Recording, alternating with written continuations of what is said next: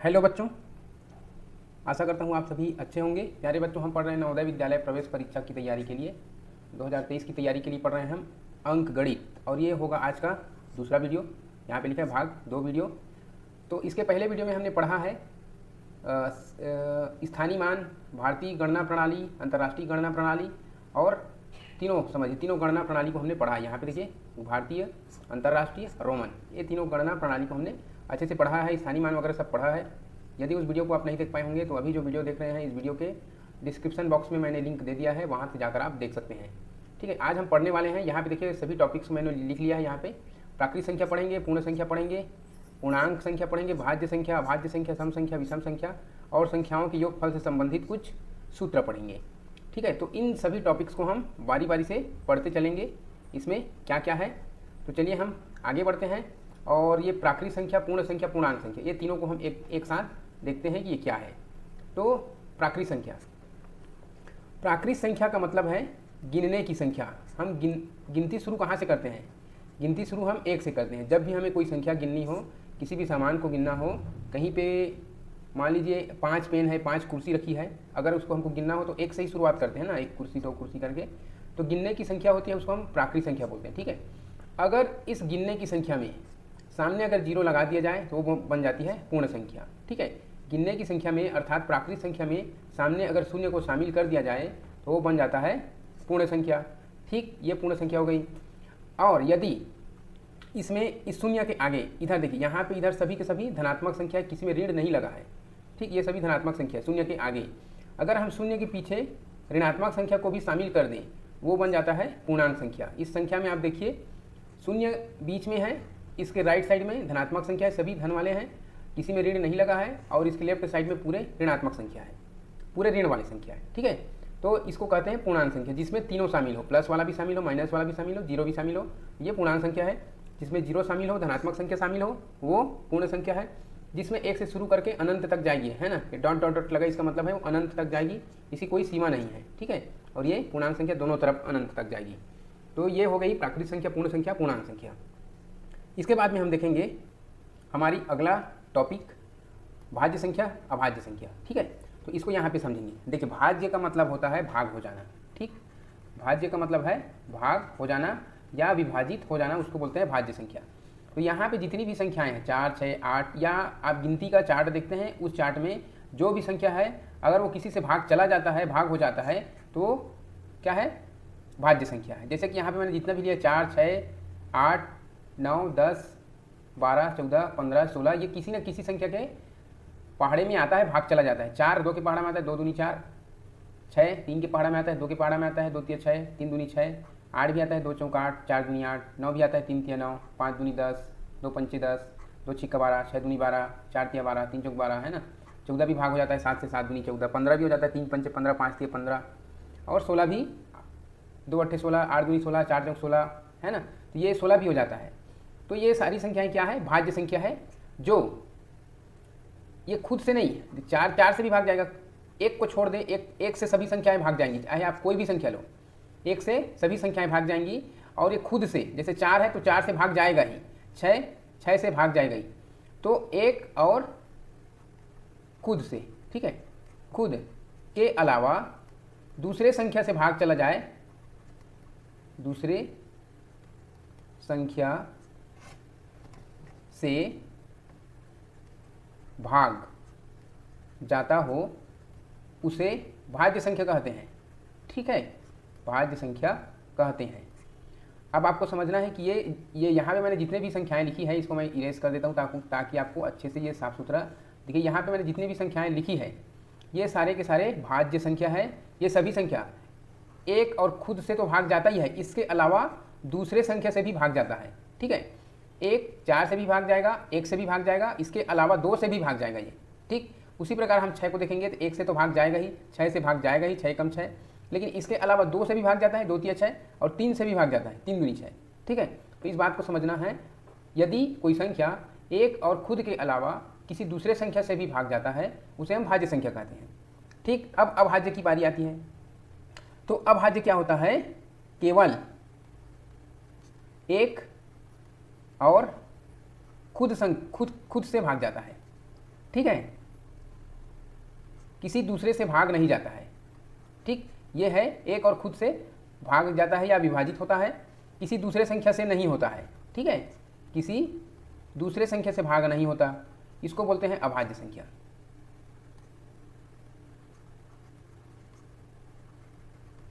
यह है अभाज्य संख्या। ठीक, हम किसी को भी देख लें, इसमें से मैं संख्या लिख दिया हूँ, अगर हम 2 को देखेंगे तो 1 से जाएगा भाग और खुद से जाएगा, 2 से भी जाएगा, 2 एकम 2, इसके अलावा किसी और संख्या से भाग नहीं जाएगा। 3 को हम देखेंगे, 3 1 से जाएगा भाग और 3 से जाएगा और किसी से भाग नहीं जाता है। 5 को देख लीजिए आप, 1 से जाएगा और 5 से जाएगा, इसके अलावा और किसी पहाड़े में 5 आता नहीं है, 2 के पहाड़े में नहीं आता, 3 के पहाड़े में नहीं आता। ठीक है, 7 को हम देखेंगे इसी प्रकार, 7 भी 1 से भाग जाएगा और खुद से जाएगा, 7 एकम 7, और किसी संख्या से तो भाग जाएगा नहीं। 11 को देख लीजिए, 1 से भाग जाएगा और 11 से, 11 एकम 11, और किसी की पहाड़े में 11 नहीं आता है। ठीक है, 13 भी है, 17 भी है, ये सारे अगले आगे बढ़ते जाएंगे तो 19 मिलेगा। ठीक है, 23 मिलेगा। इस प्रकार से संख्या आएंगी जो क्या होता है, खुद से भाग जाता है और 1 से, इसके अलावा किसी अन्य संख्या से भाग जाता ही नहीं है। इस प्रकार की संख्याओं को हम कहते हैं अभाज्य संख्या। ठीक है, तो ये आप जान गए भाज्य और अभाज्य संख्या। अब यहाँ पे हम समझेंगे सम संख्या और विषम संख्या। तो ये बहुत आसान है ये टॉपिक। सम संख्या का मतलब है अगर किसी संख्या के इकाई में, ठीक है, कहाँ पे, इकाई में अगर 0 है, 2 है, 4 है, 6 है या 8 है, इकाई में इतने होना चाहिए, तो वो क्या है, सम संख्या है। ठीक, जैसे कि मैं लिखूँ 45,980, तो इसकी इकाई में क्या है, 0 है, अर्थात ये सम संख्या है। ठीक, तो आपको इस तरह के बड़े बड़े संख्या पूछे जाएंगे और पूछे जाएंगे कि ये सम है या विषम है, तो आपको इकाई को देखना है सीधा सीधा। अगर 0, 2, 4, 6, 8 है वो सम संख्या है। ठीक है, और जिसके इकाई में ये सारी संख्याएं हों, 0, 2, 4, 6, 8 के अलावा कुछ भी हो तो वो विषम संख्या है। जैसे कि 90,371, ठीक, ये मैंने लिख दिया, तो इकाई में क्या है, 1 है, अर्थात ये विषम संख्या है। ठीक है, सम का मतलब होता है समान। ठीक है, समान, तो हम इसमें से किसी को भी लेंगे, अगर 2 को लेंगे तो समान भाग में बांटते बन जाएगा, 1 यहाँ 1 यहाँ। हम 4 को लेंगे अगर तो 2 और 2 करके समान, 2 समान भाग में बांटते बन जाता है, वो क्या है, सम संख्या है। ठीक है, या 2 से भाग चला जाता है, वो सम संख्या है। और विषम संख्या है, ये 2 बराबर भागों में बांटते नहीं बनता है, एक अकेला छूट जाता है। अगर हम 3 को लेंगे तो 1 2 बराबर भाग में बांटेंगे तो 1 अकेला छूट जाएगा, 1 और बच जाएगा इसके साथ। ठीक है, 5 को अगर बांटेंगे तो 2 और 2 हो जाएगा, 1 अकेला फिर छूट जाएगा, कड़ा बच जाएगा, है ना। तो इस तरीके से ये विषम संख्या है, ये बराबर भागों में बढ़ता नहीं है। ठीक, तो इसको आपको समझना है, सम संख्या विषम संख्या। इसके बाद जो लास्ट टॉपिक था, सम संख्या विषम संख्या के बाद संख्याओं के योगफल से संबंधित सूत्र, यहाँ पे हम देखेंगे इसको। संख्याओं के योगफल से संबंधित सूत्र, पहला सूत्र आप देखिए, प्रथम n प्राकृतिक संख्याओं का योगफल। अगर आपको प्रश्न, तो आपको ऐसा नहीं पूछा जाएगा कि प्रथम n प्राकृतिक संख्याओं का योगफल बताइए, n की जगह कोई भी संख्या रहेगा। यहाँ पे मैं सवाल लिख के बताता हूँ, प्रथम 10 प्राकृत संख्या का योगफल बताइए। इस तरीके से अगर सवाल हो, और तो आप क्या करेंगे, प्रथम 10 प्राकृत संख्या, हमारा प्रथम 10 प्राकृत संख्या 1 2 3 4 5 6 7 8 9 10, ये प्रथम 10 प्राकृत संख्या है। तो क्या आप इन सबको जोड़ते रहोगे, 2 और 1 3, 3 और 3 6, 4 10, 5 15, 15 6 21, 21 और 7 28, 28 8 36, 36 और 9 45, 45 और 10 55, इस तरीके से आप जोड़ते रहोगे तो आपका समय बर्बाद होगा। इससे अच्छा क्या है, यहाँ पे फार्मूला है। अगर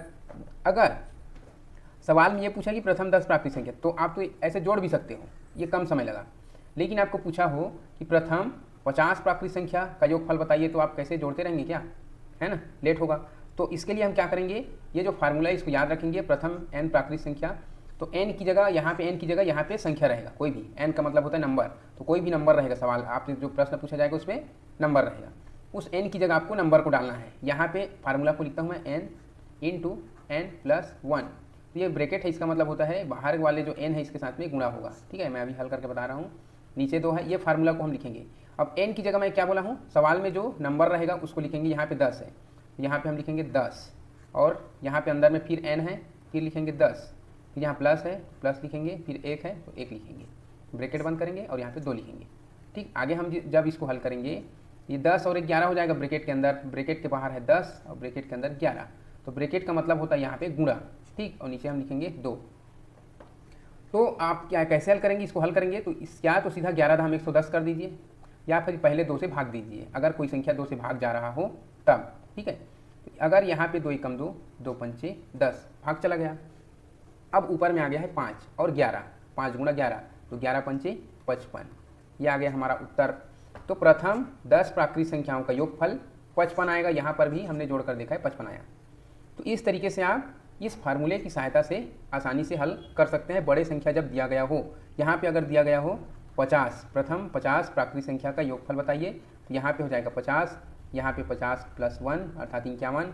तो यहाँ पे ये सवाल मतलब हल बदल जाएंगे। इसका आंसर यहाँ पे 50 गुणा 51/2, यहाँ से 2 एकम 2, यहाँ से 25 बार में ये भाग चला जाएगा।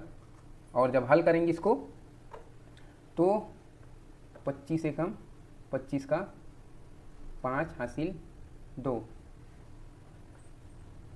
5 1, तो इसमें हासिल आएगा 2, है ना। यहाँ पे मैंने लिख दिया हासिल को 25 एकम 25 लिखा, 25 का 5 हासिल 2, यहाँ पे लिखा, ऊपर में लिख दिया हूँ। 25 पंचे 125 होगा और 2 हासिल मिला के 127 हो जाएगा।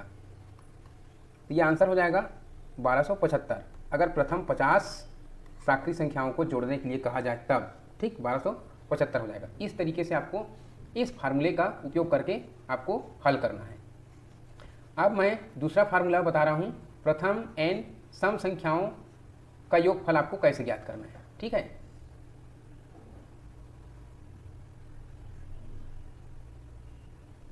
तो हम दूसरा वाला फार्मूला देखेंगे। यहाँ पे प्रथम n सम संख्याओं का योगफल, तो यहाँ पे जो फार्मूला है n × n + 1। अगर आपसे सवाल ये पूछा गया हो, प्रथम 10 सम संख्याओं का योगफल, प्रथम 10 सम संख्याओं का योगफल क्या होगा, या फिर इसको मैं बदल देता हूँ, कम कर देता हूँ, प्रथम 5 सम संख्याओं का योगफल क्या होगा। देखिए हमारी गिनती में हम जब गिनती लिखते हैं 1 2 3 4 5 6 7 8 9 10 तक की गिनती में देखेंगे तो प्रथम 5 सम संख्या हमारा ये होगा, ये होगा और ये होगा, 6 2 8 और ये 1 2 3 4 5, ये प्रथम 5 हमारा सम संख्या हमको मिल गया। अगर हम इसको जोड़ेंगे तो 2 और 4 6, 6 और 6 12, 12 8 20, 20 और 10 30 होगा। हम फार्मूले के हिसाब से हल करके देखते हैं क्या हमारा फार्मूला काम करता है या नहीं, ठीक है। तो इसको हम फिलहाल इरेज करते हैं और देखते हैं कि हमारा फार्मूला सही से काम करता है कि नहीं है।